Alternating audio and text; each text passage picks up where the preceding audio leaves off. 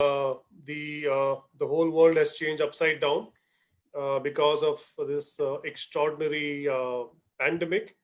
And in the management terms, they call it a black swan event. It's a rare kind of a event which happens in a very, very rare, number of years, and which changes the dynamics of the world in every aspect completely.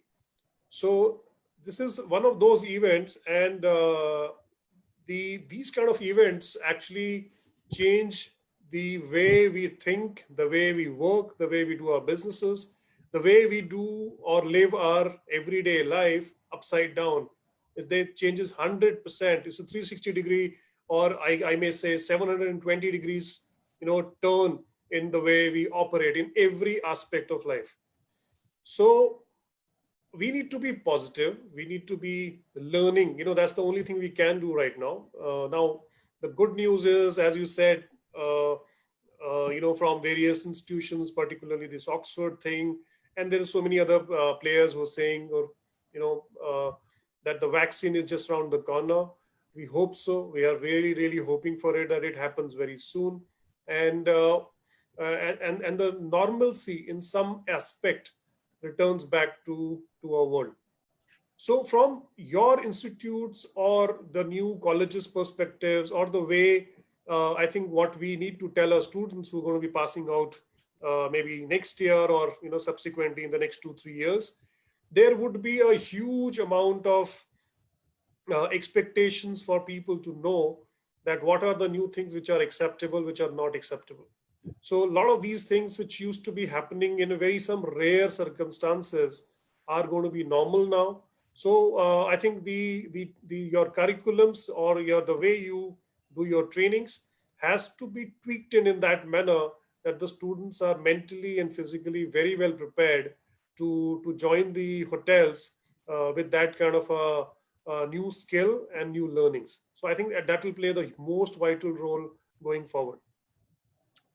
We used to say that the game of the hospitality industry is all about personalization and personal touch and personal contact. you know but here are we now, how the industry has completely changed. So what people would expect would be the personal touch for sure, Yes. but without the personal touch in the literal sense. So you would not be coming in close contact with somebody, but you would still expect a very efficient, very personalized, and very, very efficient system, which is going to be serving you when you enter a luxury hotel. So how will that be done? That can only be done by having the technology in the right areas. So people know that the anticipatory service is still on. So you have all the preferences of somebody who's coming in already done. The person comes, he has a QR code, he checks in himself, collects the keys, and or his mobile phone has everything. He goes to the floor without being accompanied and escorted by somebody, and he or she is able to open the door from his phone again and enters the room. During the stay, he's able to order room service or laundry or whatever based on the same QR code.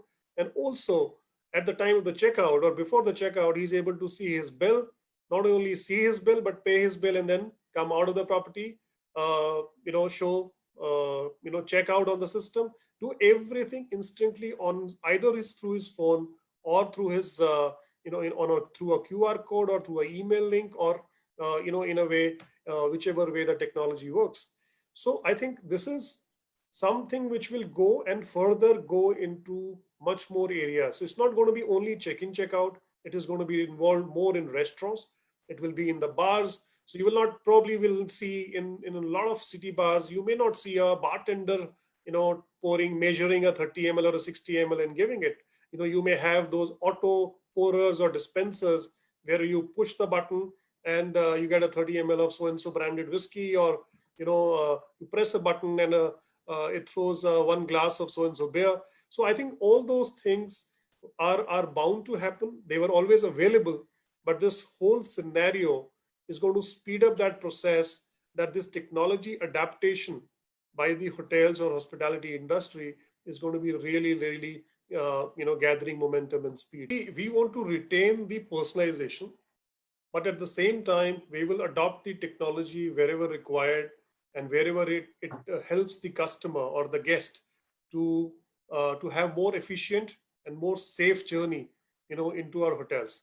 Yes. So by adopting technology, all these things what we just mentioned, most of it is already implemented, and a few more things where it is going to be auto check-in and check-out based on the phones, and the phone's going to be directly talking to the doors or the door locks in the rooms, and to your television, to your bells. All that thing is also now being integrated, and very soon we will also be launching that in near future. Now, you just mentioned about kitchen robots, so that reminds me. You know what? We in hospitality may not go to those extremes as yet, because we are still very highly dependent on a lot of people and manpower. But at the same time, it's not only by getting robots or some robotic things to do, but we have to also think a little differently. So just to give an example, like in our hotels, we are also thinking about changing the way we procure materials. So we are in the process of identifying areas where we may not be buying a full chicken, for example, and then going into a butchery, and then they're doing the cuts, and then going into another area, and then they're making chicken tikkas out of it, and there is somebody else who's going to be marinating it. So the whole process, whether it is chicken or some vegetables or some other stuff, whatever we can get, which is already pre-cut, pre-prepared in the soft form, and can be directly procured and be sent into the kitchen, saving us all that cycle of ordering, receiving, storing, and then making it ready before it really comes for cooking.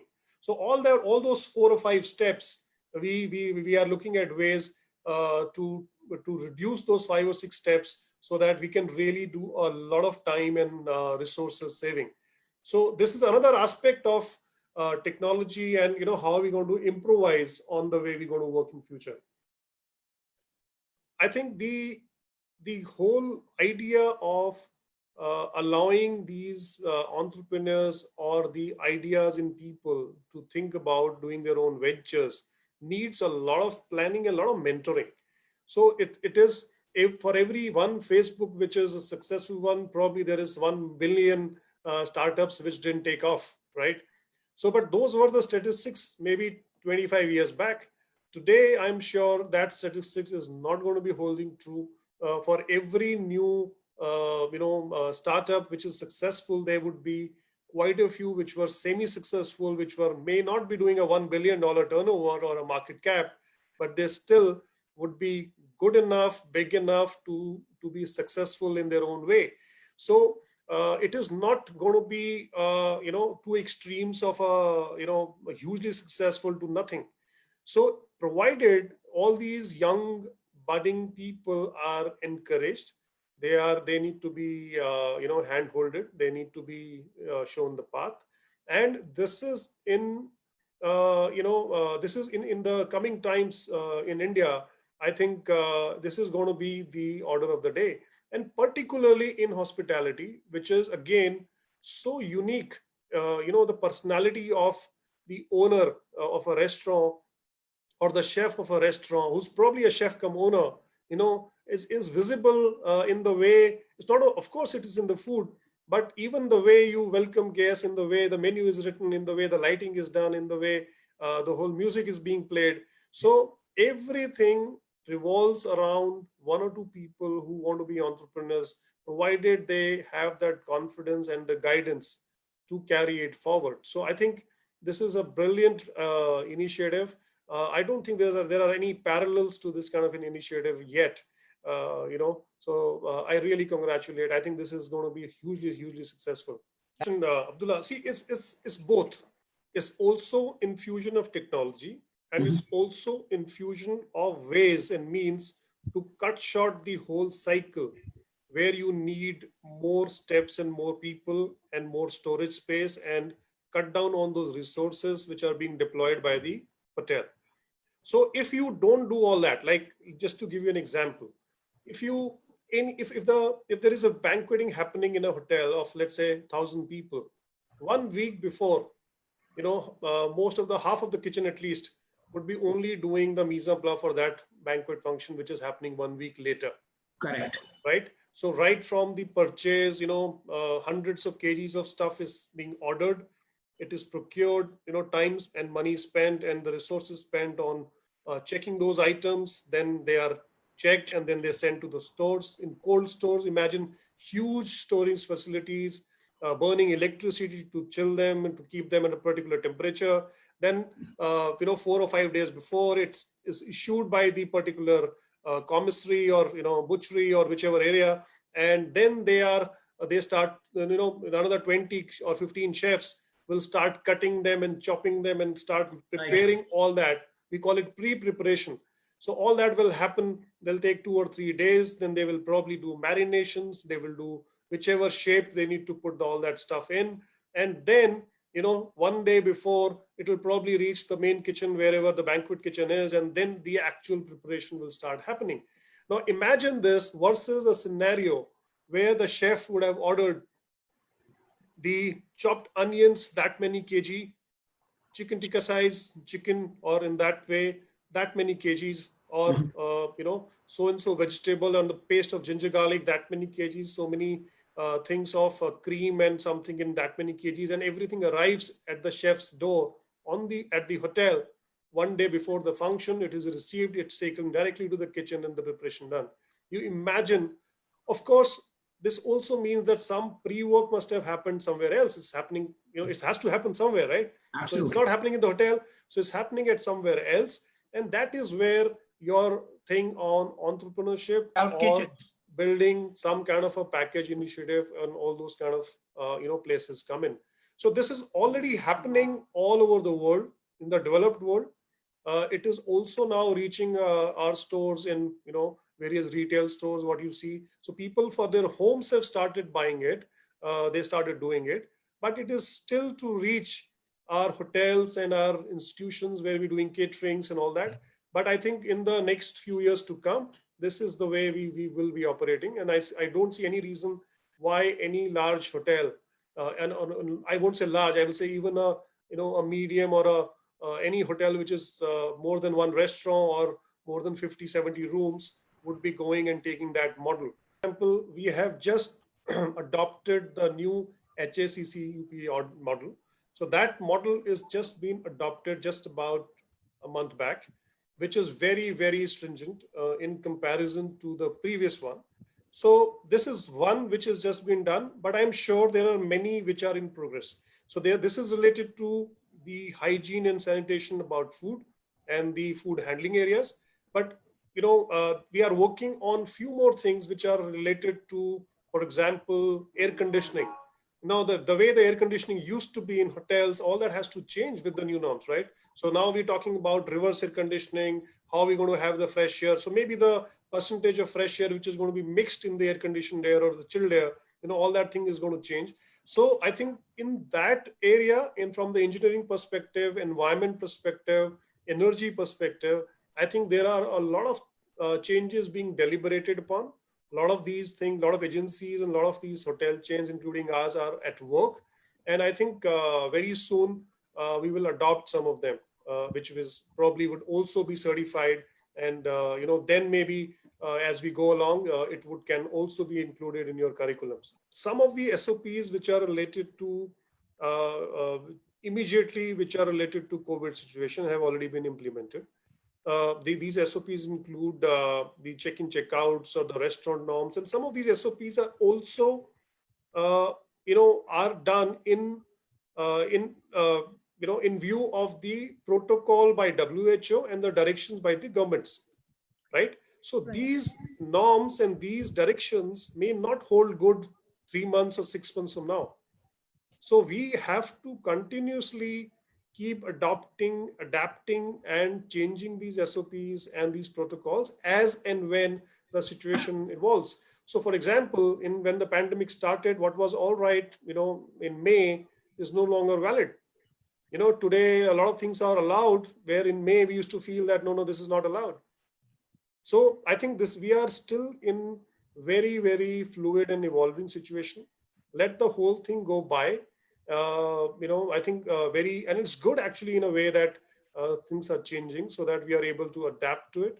So I think once the whole thing subsides and officially it is announced by WHO and by the government that the pandemic is officially ended, then only I think we come back to some kind of SOP which maybe institutes can adapt. I wanted to congratulate all of you from the IIHM team, not only with the kind of initiatives you're doing in this, in this, as he said, Dr. Bose said, lockdown situation, but otherwise, I've been watching all the initiatives, including SAHAS, and also the CSR activities of distribution of food that you and your volunteers and your people have been going into various areas and distributing those packets in a very, very challenging atmosphere where nobody wants to come out of their houses. You're not scared to not only come out, but to visit those underprivileged lot and in areas which are challenged. I think this is admirable. This is very, very great initiative and great leadership by Dr. Bose and everybody else. And I think I can't say, I have difficult to find any parallels to that, any institution doing things like that in this kind of a challenging atmosphere. So congratulations, many congratulations and kudos to all of you. Keep doing that great work which you're doing. Thank you so much. Thank you. That's very inspirational for all of us in the team. And last final word to all our young students of the second year and the third years who are right here from Manish Gupta. Possibly that will be very inspiring for them before we part for this session. Some last final words for our students from you. Keep working very hard. Don't lose any hope at all. Absolutely, there is no reason to feel low. Just make sure that you use this time, as I said earlier, and keep moving. Study more, learn more, and keep moving. That's the only message I can give. All the very best to all these young people. Thank you very much for calling me. Fantastic. That's fantastic. Thank you so much. Thank you for being with us. Thank you. I look forward to see you in person at some time and have a coffee together in a Starbucks cup. Thank you, everybody. Thank you, Dr. Bose. Thank you. Thank you. Thank you very much once again for joining us. Thank you, everybody. Thank you for joining us and wish you all a very pleasant evening. And with this, we sign out of the IIHM Kolkata studio. Thank you. IIHM International Institute of Hotel Management.